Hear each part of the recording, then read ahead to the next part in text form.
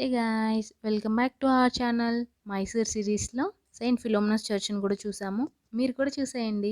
175 ఫీట్‌తో ఏషియాలో ఉన్న second tallest church.